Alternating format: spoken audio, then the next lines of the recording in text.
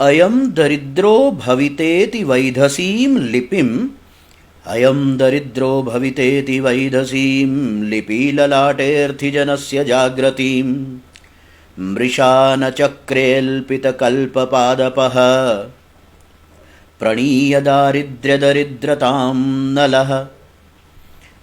अयं दरिद्रो भविता इति।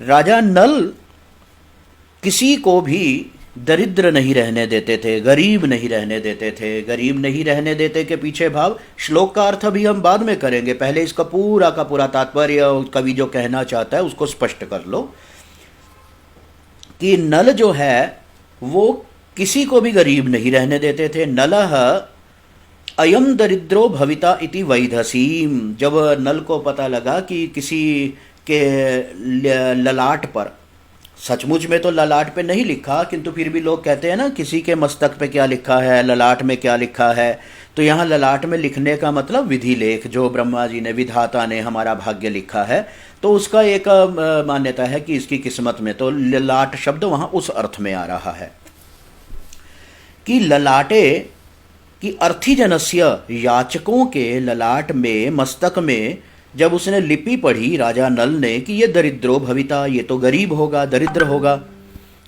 इस लिपि को पढ़कर राजा नल ने क्या किया कि दरिद्रता की दरिद्रता बना दी, यानी कि दरिद्र होने का भाव दरिद्रता, उस दरिद्रता को ही दरिद्र बना दिया। दरिद्रता को दरिद्र बनाने का मतलब क्या हुआ कि उसकी गरीबी को हटा दिया।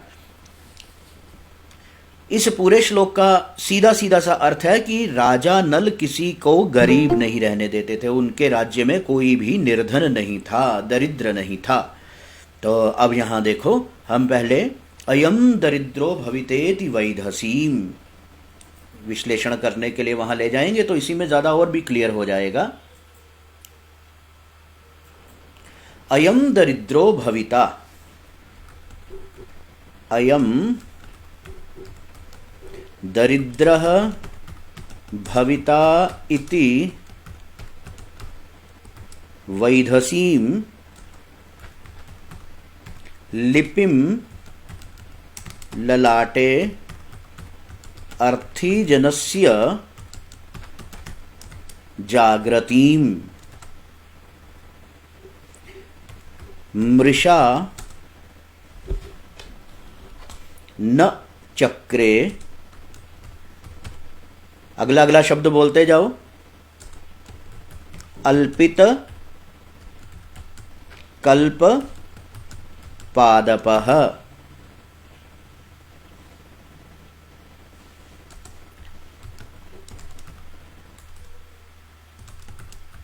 प्रणीय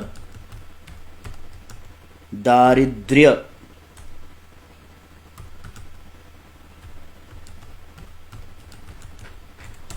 दरिद्रतां नलः।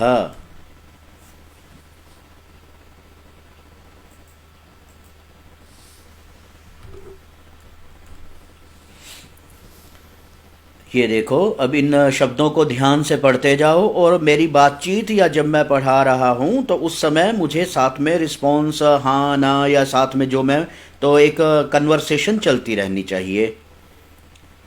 अयम दरिद्रः भविता इति। जब राजा नल ने देखा अयम दरिद्रः भविता कि यह दरिद्र होगा, अयम यह, जो याचक, अर्थी बोलते हैं याचक, जैसे विद्याम अर्थयते इति विद्यार्थी, धनम अर्थयते इति धनार्थी, तो याचकों के ललाट पर, मस्तक पर अयम दरिद्रः भविता इति, जब उसने पढ़ा राजा नल ने कि यह दरिद्र होगा, इति वैधसी, वेधस, वेधस मैंने ब्रह्मा, ब्रह्मा जी के द्वारा लिखी गई लिपि वैधसी।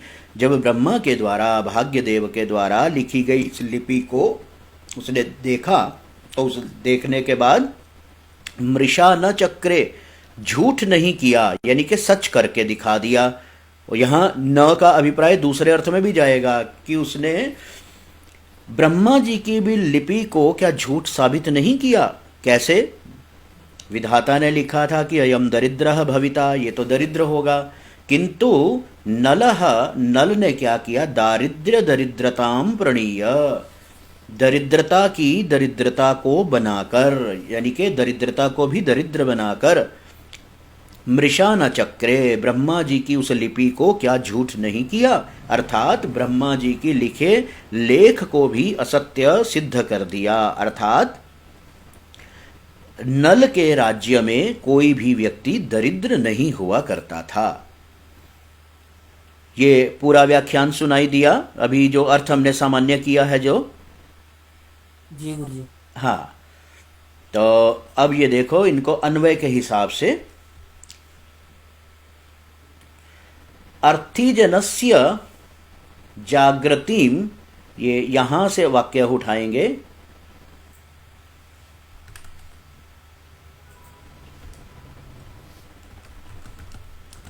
अन्वयः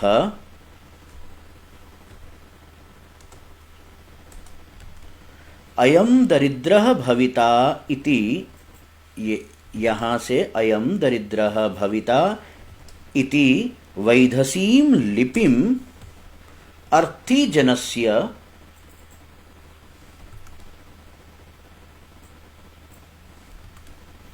ललाटे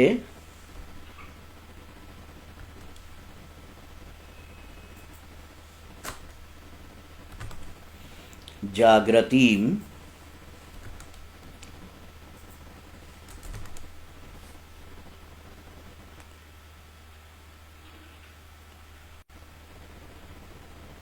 इतने अंश को हम अन्वय के लिए यहां पर रख लेते हैं।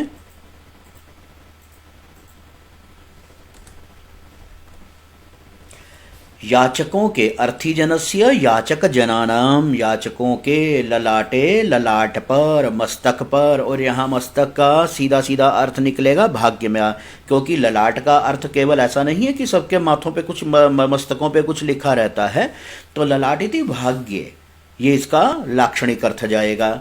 जागृति मतलब जागृत होती हुई, जागृत होते का मतलब विद्यमानाम, वहाँ अभिप्राय है कि याचकों के भाग्य में या ललाट पर जब ये देखा, जब इस प्रकार का लेख देखा, अयम दरिद्र भविता इति वैधसीम लिपिम, ये यहाँ इन्वर्टेड कॉमा यहाँ रखते हैं कि यह दरिद्र होगा, इस प्रकार जब वैधसी, वैधसी मैंने ब्रह्मा जी की लिपि को देखा, कि उसने देखा कि याचकों के माथे पर लिखा है कि यह तो दरिद्र होगा, तो तब नल ने क्या किया?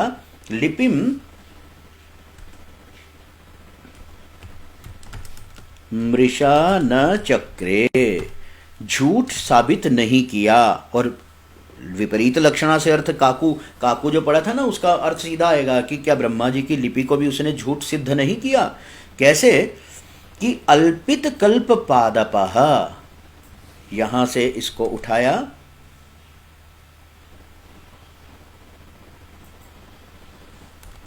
अल्पित कल्प पादपः, नलः, जो नल थे, राजा नल, नलः दारिद्र्य दरिद्रताम प्रणीय, दरिद्रता की भी दरिद्रता, नलः दारिद्र्य दरिद्रताम, ये एक मिनट, दारिद्र्य दरिद्रताम प्रणीय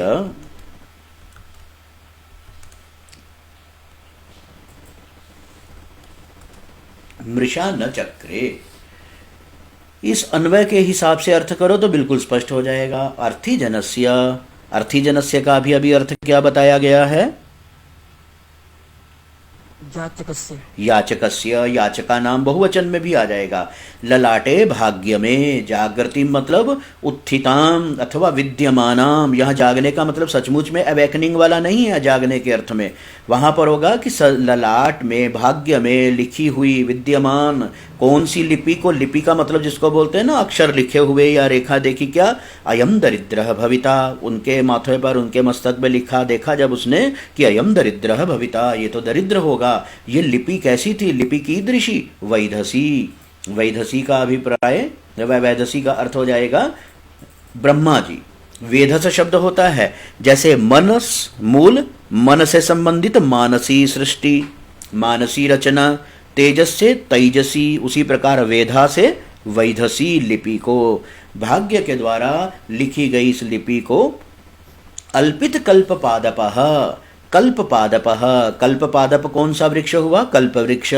और कल्प वृक्ष के बारे में प्रसिद्ध है कि उसके पास, उसके नीचे जाकर कुछ भी मन में सोचो वही पूर्ण हो जाता है, हर एक चीज वहां उपलब्ध हो जाती है, हर पदार्थ वहां उपस्थित हो जाता है। तो कल्प, जो सोचा वही मिल जाता है। तो अल्पित कल्प पादपः, तो नल कैसे हैं? अल्पित, अल्प कर दिया है जिसने कल्प पादप को भी अपने सामने। कहने का मतलब कल्प वृक्ष से भी बढ़कर जो राजा नल थे, उन्होंने दारिद्र्य, दरिद्र होने का भाव दारिद्र्य, दारिद्र्य की भी दरिद्रता को बना दिया। प्रणीय मैंने बनाकर, मृषा न चक्रे, झूठ नहीं किया, यानी कि सच साबित कर दिया। तो दोनों तरफ का अर्थ देखो लग जाएगा घूमकर।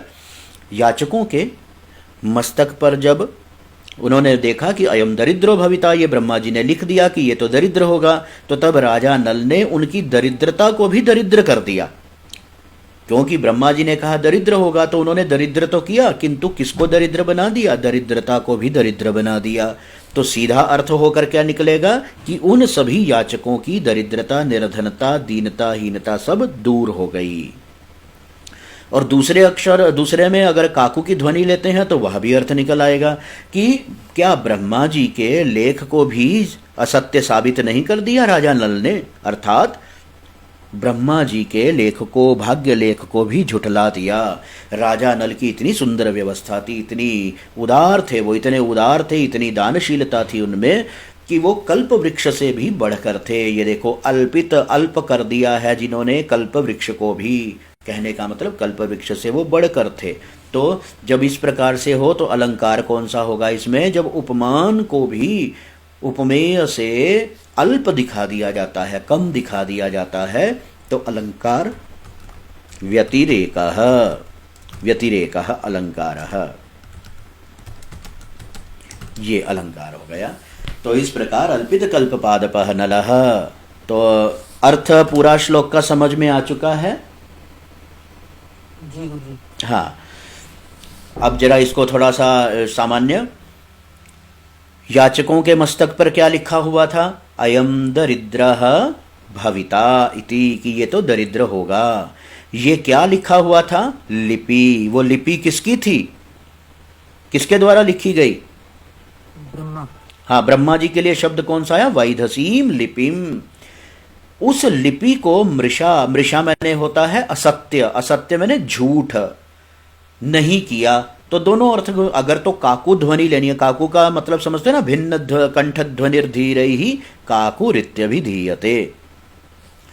तो कहते हैं क्या ब्रह्मा जी के लेख को भी उन्होंने झूठ साबित नहीं किया? अर्थात ब्रह्मा जी के लिखे को भी असत्य सिद्ध कर दिया। याचकों को इतना धन दिया कि उनकी गरीबी मिट गई। तो गरीबी को भी गरीब बना देने का सीधा सीधा सा ये शब्दों का ट्विस्ट किया है कवि ने। गरीबी को भी गरीब बना देने का अभिप्राय क्या है कि उस व्यक्ति की गरीबी, उसकी निर्धनता को, दरिद्रता को दूर कर देना। तो ये व्यतिरेक अलंकार हो गया है। पूरा श्लोक हम अयम, वहाँ पर तो देखा ना कि विश्लेषण किया। अब इसमें थोड़ा सा अर्थीजनस्य स्पष्टम, ये याचकस्य षष्ठी आ गई है, जागृति में द्वितीया है। अब विभक्तियों को मैं सिर्फ सामान्य मौखिक रूप से पूछ रहा हूँ, जो ज़्यादा जहाँ कुछ संशय होगा उसको लिख कर स्पष्ट करूँगा। ललाटे में विभक्ति कौन सी है?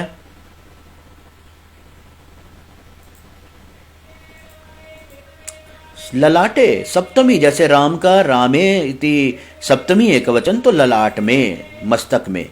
जागृति मिति द्वितीया, ये बिल्कुल जो बिल्कुल सरल सामान्य शब्द होते हैं ना, उसका मुझे अपेक्षा रहेगी कि इतना सरल तो मुझे प्रत्युत्तर आना चाहिए।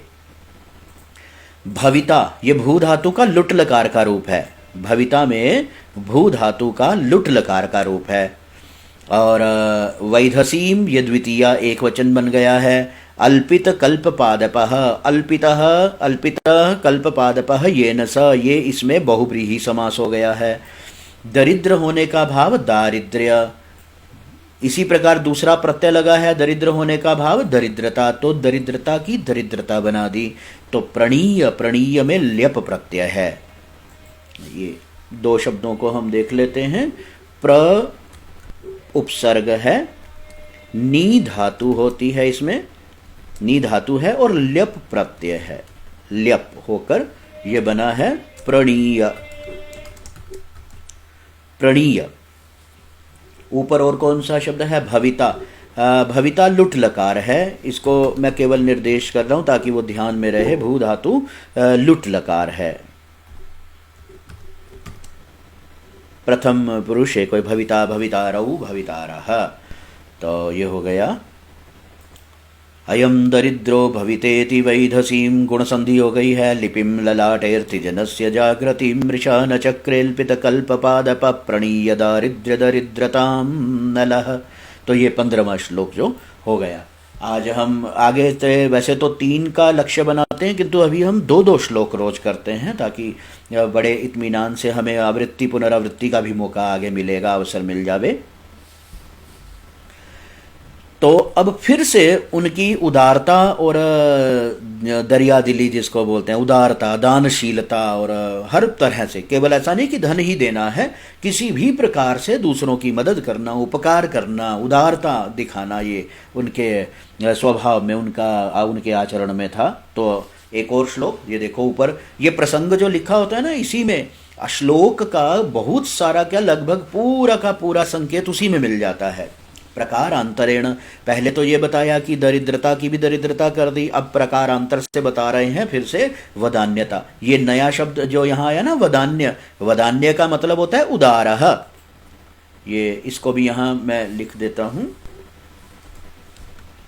ये श्लोक में शब्द नहीं आया है, ये कहाँ चला गया, लुट, वदान्यः उदारः। अब उदारता को वहाँ दानशीलता और मददगार, उपकारक इत्यादि अर्थों में जोड़ते जाना। तो अगला श्लोक हम शुरू कर रहे हैं। ये भी बड़ी अच्छी सुंदर कल्पना कर रहे हैं। विभज्य मेरुर्न यदर्थि सात्कृतो न सिंधुरुत्सर्गजलव्ययैर्मरुः।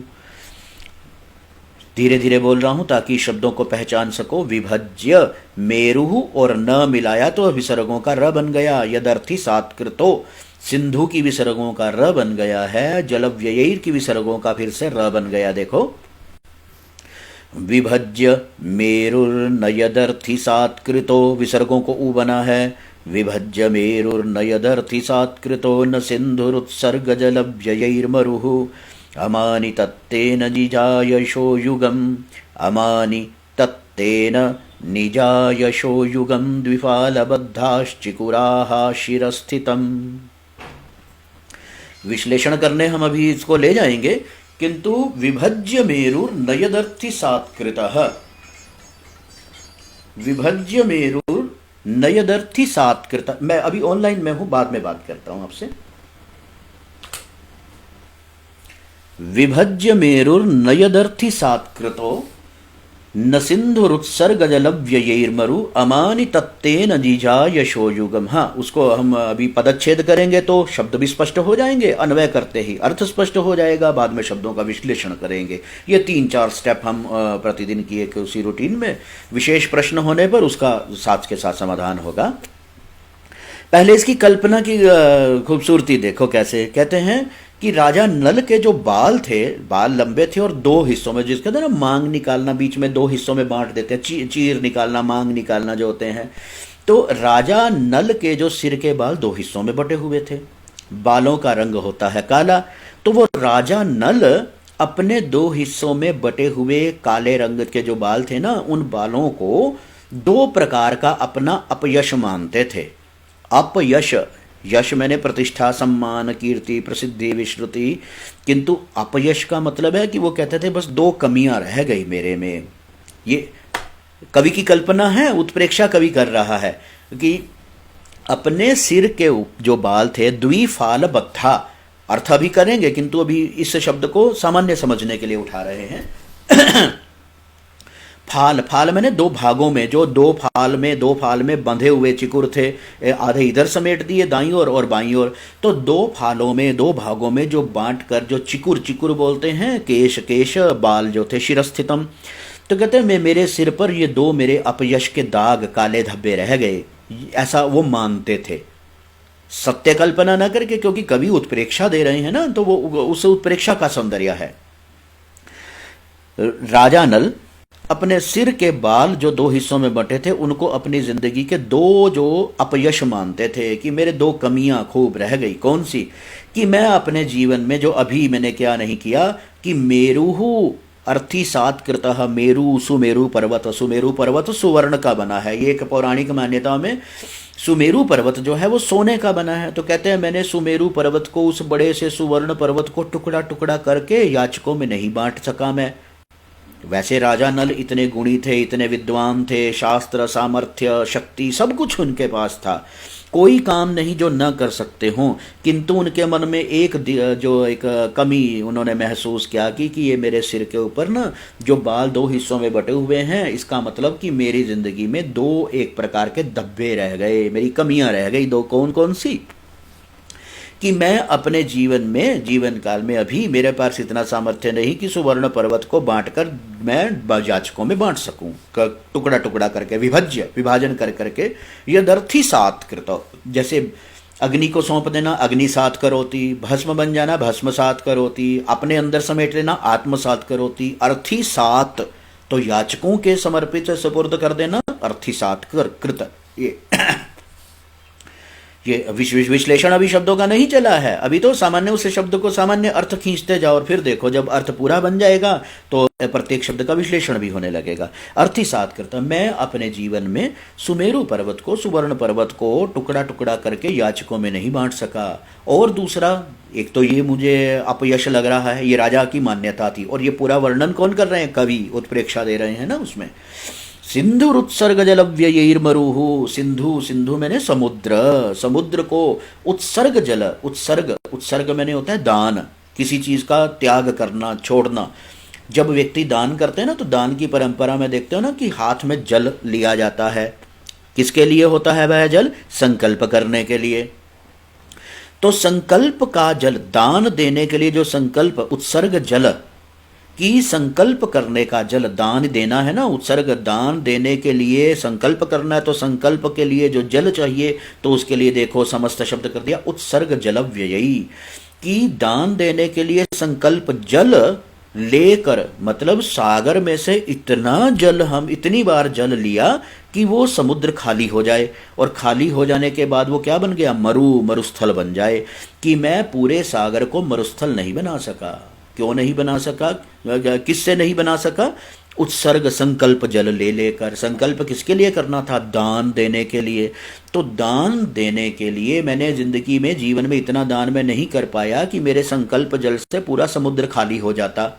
तो अतिशय अतिशय कल्पना करने के लिए कवि ने ये दोनों बड़े सुंदर से उत्प्रेक्षा वाले तत्व दे दिए, हेतु दे दिया उत्प्रेक्षा में, कि मैं अपने जीवन में सुवर्ण पर्वत जो सुमेरु है उसको टुकड़ा टुकड़ा करके याचकों में नहीं बांट सका, और सागर को उत्सर्ग संकल्प, मतलब दान के लिए संकल्प में प्रयोग होने वाला जल ले लेकर मैंने सागर को मरुस्थल नहीं बना सका, मैं उसको सुखा नहीं सका, खाली नहीं कर पाया। इस चीज को, इन दोनों बातों को निज अयशो युगम, अपने दो अयश का कारण मानते थे। द्विफाल बद्धा चिकुरा शिरस्थितम, वो कहते थे कि मेरे सिर पर ये दोनों के दोनों अपकीर्तियां, दोनों के दोनों अपयश, ये दोनों धब्बे, मेरी जिंदगी की कमियां मेरे सिर पर मेरे बालों के रूप में हैं। ऐसा वो राजा नल मानते थे।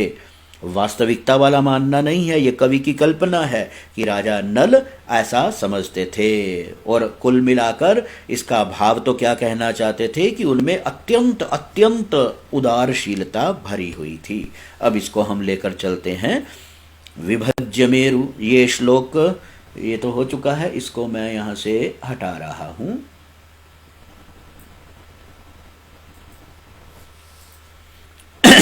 सबसे पहले हम करेंगे इसमें पदच्छेद। विश्लेषण से पहले ही पूरा भाव अर्थ समझ में आ गया होगा पूरा, और क्योंकि इस पहले ही जब पता लग जाए तो अर्थ और शब्द बड़े आराम से बिल्कुल परिचित से लगने लगते हैं। पदच्छेद क्या है? विभज्य मेरुहु। विसर्ग, यहां देखो जब पदच्छेद होगा तो अपने समझ जाना संधि का क्या क्या चेंजेस, क्या क्या परिवर्तन हो रहे हैं तोड़ जोड़ के बाद। विभज्य मेरुर न यद अर्थीसात कृतः। साती प्रत्यय होता है, जैसे मैंने अभी बताया ना, अग्निसात करोति, आत्मसात करोति, वैसे अर्थीसात कृतः।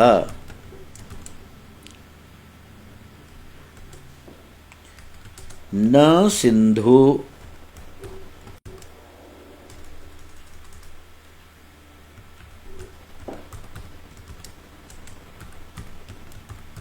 उत्सर्ग जलैहि।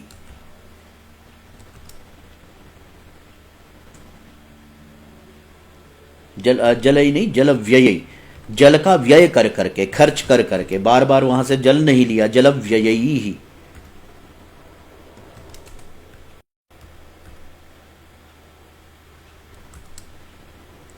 ये दोनों मरु में ध्यान रखना, दोनों का अंतर, दोनों में मरुस्थल के लिए भी शब्द होता है, वहां मेरु शब्द है, ये मरु शब्द है। मरु मरुस्थल के लिए आया, दोनों में अंतर ध्यान रखना, केवल एक मात्रा का भेद है। मेरु सुमेरु पर्वत के लिए, जिसको सुवर्ण पर्वत माना जाता है।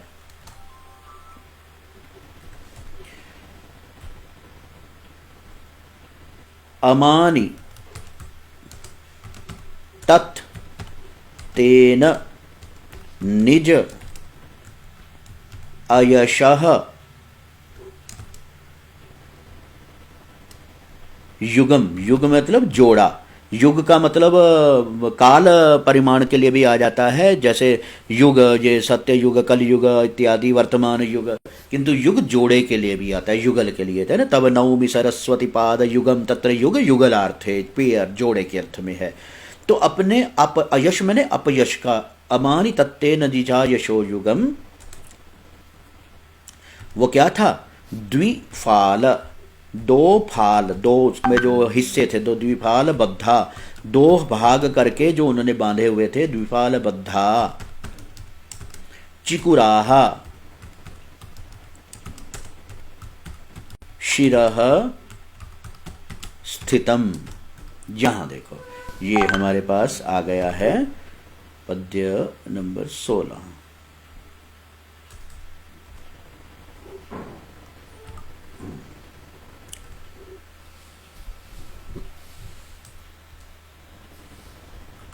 अस्तु,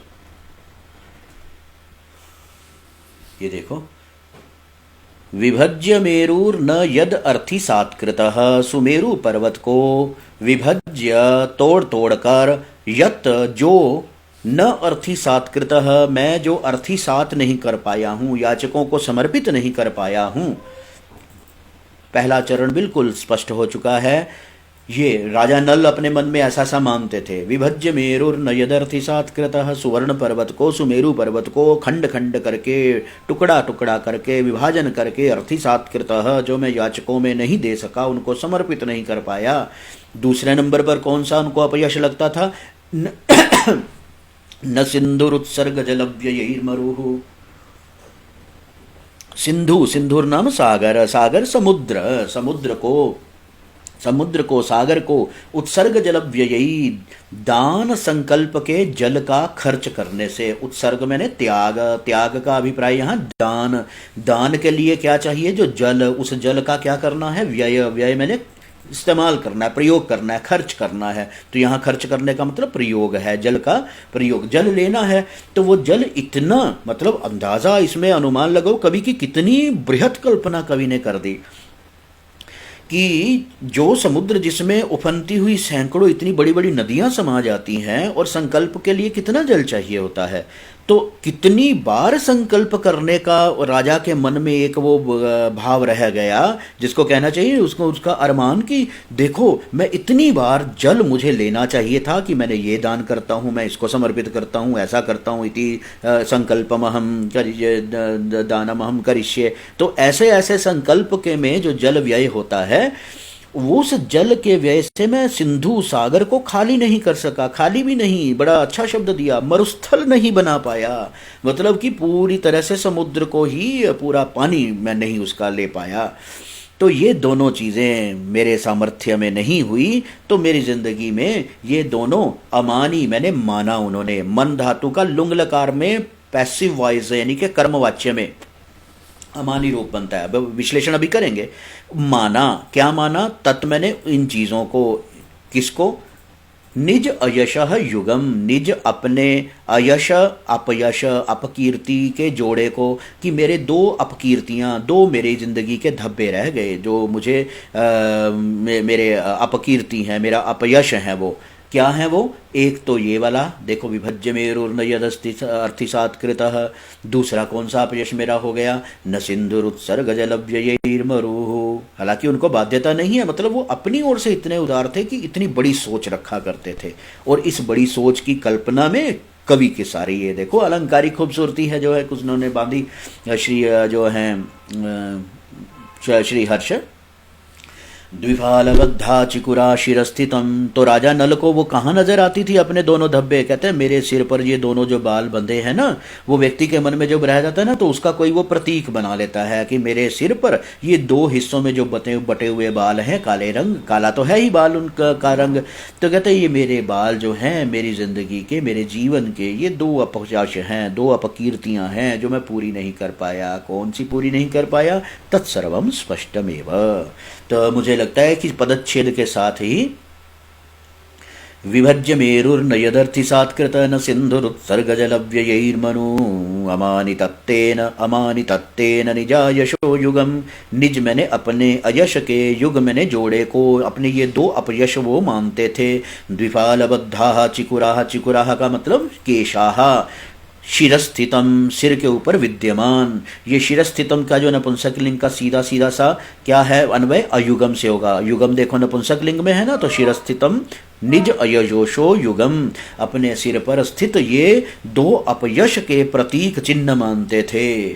प्रतीक चिन्ह वो कौन थे? उनके केश। ये देखो चिकुराहा, चिकुराहा केशाहा। दो चिकुर कैसे थे? द्विफाल बद्धा, दो टुकड़, दो भागों में, दो भाग। जैसे बालों को संवारते वक्त वो चीर निकालते हैं, मांग निकाल देते हैं, सीमंत स्त्रियों के लिए मांग शब्द प्रसिद्ध हो गया, किंतु जब बालों को बांटा जाता है तो वो मांग ही निकलती है। द्विफाल, दो भागों में बंधे हुए जो केश थे, वो केश कहते थे मेरे सिर पर ये दो जो हैं धब्बे, दो अपकीर्तियां, तो दो अपयश तो हो ही गए। ऐसा अमानी मतलब वो माना करते थे।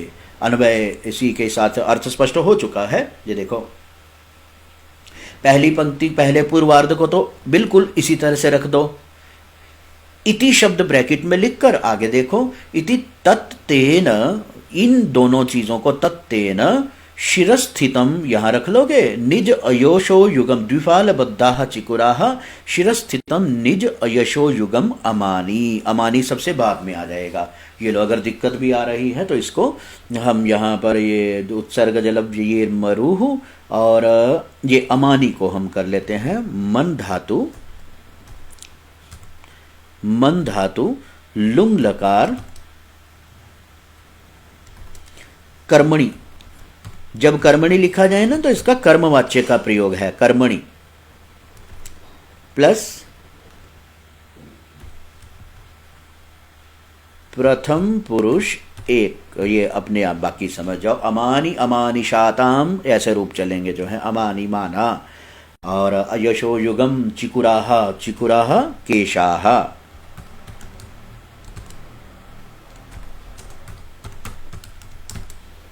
ये उत्प्रेक्षा अलंकार कर रहे हैं और हेतु भी दे दिया है।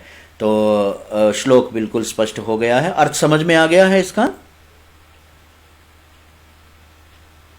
जी गुरु जी। हाँ, ठीक है, तो हम इसको यहीं पर आज के इसको संपन्न करते हैं। आगे से 2 श्लोक कम से कम हम एक प्रवाह बनाकर रखेंगे।